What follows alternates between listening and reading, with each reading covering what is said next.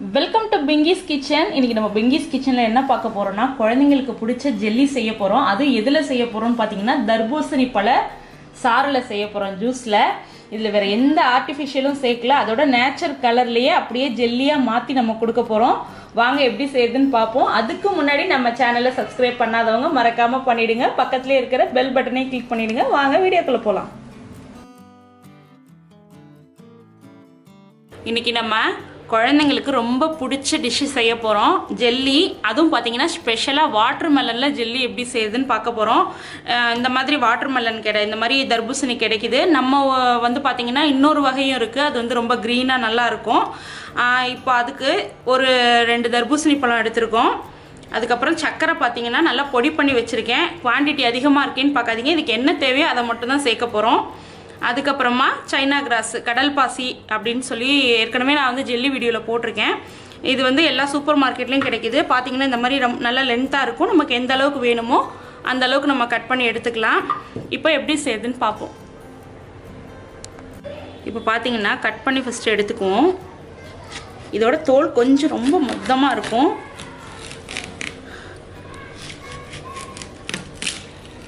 இப்போ கட் பண்ணியாச்சு. நமக்கு இந்த தோல் நமக்கு வேணும். அதுக்காக வந்து நம்ம வந்து நடுவில் மட்டும் இந்த மாதிரி எடுத்துக்க போகிறோம். உங்களுக்கு ஏன்னா இதை நம்ம வந்து மிக்சியில் வந்து அடிக்க போகிறோம். ஸோ இப்படி தான் எடுக்கணும்லாம் இல்லை. நமக்கு எப்படி தோணுதோ அப்படி எடுத்துக்கலாம்.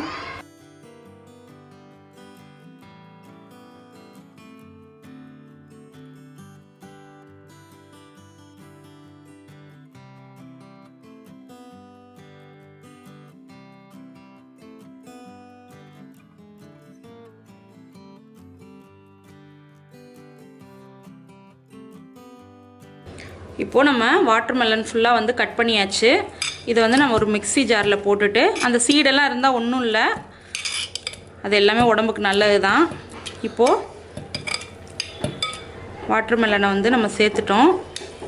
இதுக்கு என்ன அளவுக்கு தேவையோ அந்த அளவுக்கு நம்ம இனிப்புக்கு கொஞ்சமாக, ஏன்னா இது வந்து வெறுமனே நம்ம அடிச்சுட்டு பண்ணோன்னா கொஞ்சம் இனிப்பு பேலன்ஸ்டாக இருக்காது. அதுக்காக வந்து சும்மா இவ்வளோ தான் நான் இனிப்பே சேர்க்குறேன். இதில் தண்ணி உங்களுக்கு தேவைப்பட்டால் சேர்த்துக்கோங்க. பட் இப்போ நான் தண்ணி சேர்க்கல. நான் அப்படியே டைரெக்டாக அடித்து எடுத்துக்க போகிறேன். இப்போது நம்ம இதை வந்து வடிகட்டி எடுத்துக்குவோம். 1-2 அரைப்பட்டிருக்காது. அதை சும்மா நம்ம வந்து ஒரு ஸ்பூனை வச்சு நம்ம வந்து இது பண்ணிக்கலாம்.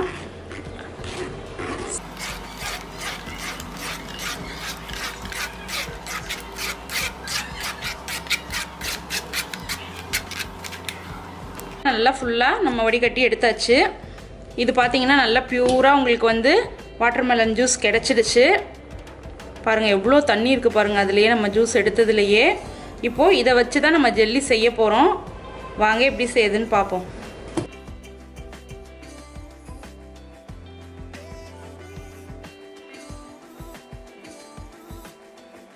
இப்போ பாருங்கள் தண்ணி நல்லா கொதிச்சிருச்சு. சைனா கிராஸ் இருக்கு இல்லையா, அதை சேர்க்குறோம் கொதிக்கிற தண்ணியில்.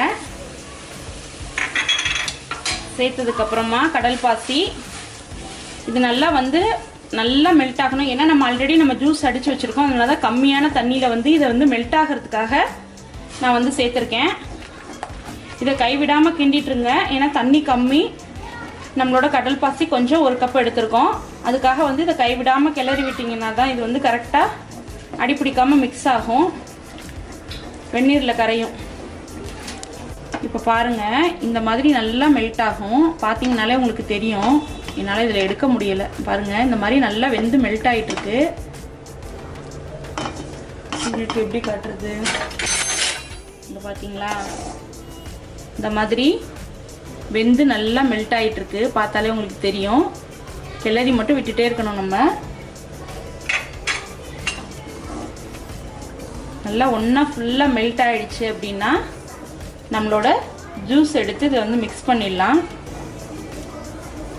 இப்போ நம்ம ஜூஸை சேர்த்துடலாம். ஆல்மோஸ்ட் நல்லா மெல்ட் ஆகிடுச்சு. இப்போ பார்த்தீங்கன்னா நம்மளோட வாட்டர் மெலன் ஜூஸை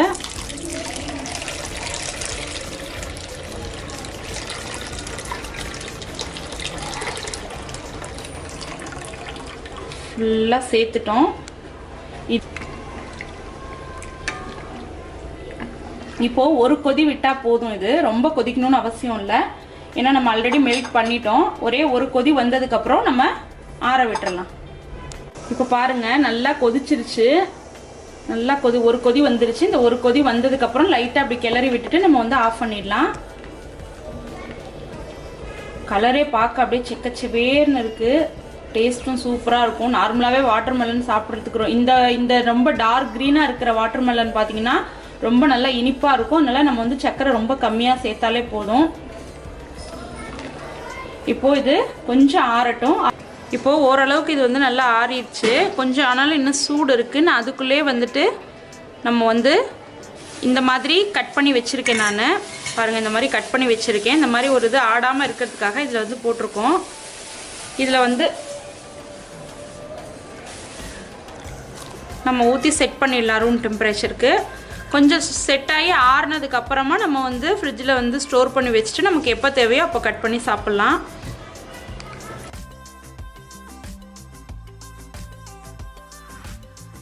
கடல் பாசி போட்டு கரைச்ச தண்ணி மட்டும்தான், வேறு எதுவும் தண்ணி நம்ம எக்ஸ்ட்ராவே ஆட் பண்ணல. இப்போது இந்த அளவுக்கு சேர்த்தாச்சு. இப்போது இந்த இதில் கொஞ்சம் நான் வந்து சேர்க்குறேன், அது கொஞ்சம் லேயராக நல்லா இருக்கும்னு சொல்லிட்டு.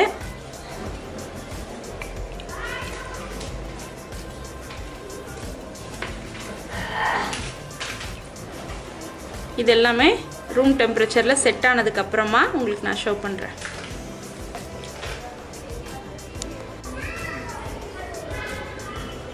இப்போது ரூம் டெம்பரேச்சருக்கு நம்மளோட ஜெல்லி மாறிடுச்சு. ஸோ நான் அதை வந்து ஃப்ரிட்ஜில் வந்து வச்சிடுறேன்.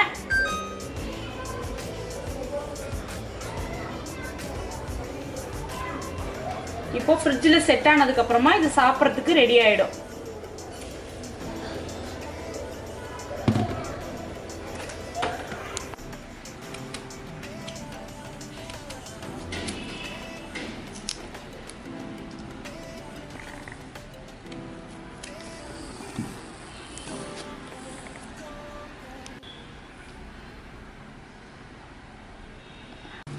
இப்போது நம்ம தர்பூசணி ஜெல்லி சூப்பராக ரெடி பண்ணியாச்சு. பாருங்கள் உங்களுக்கே தெரியும், நல்லா செட் ஆகிடுச்சு.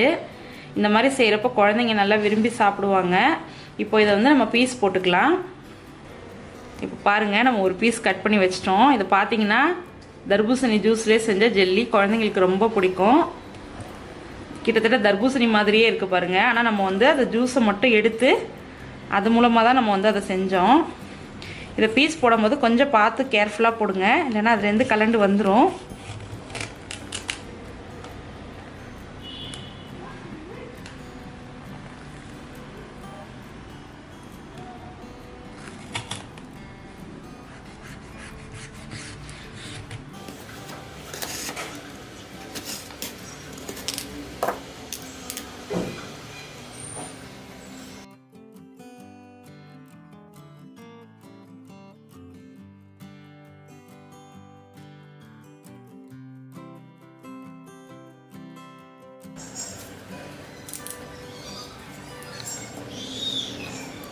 வீடியோ ரொம்ப பிடிச்சிருக்குன்னு நம்புகிறேன். பெரியவங்கலேருந்து சின்னவங்க வரைக்கும் கண்டிப்பாக பிடிக்கும். வீட்டிலேயே சிம்பிளாக ஈஸியாக ஜெல்லி ரெடி பண்ணி சாப்பிட்லாம். உங்களுக்கு இந்த வீடியோ பிடிச்சிருந்ததுன்னா லைக் பண்ணுங்கள், கமெண்ட் பண்ணுங்கள், ஷேர் பண்ணுங்கள். தேங்க்ஸ் ஃபார் வாட்சிங்.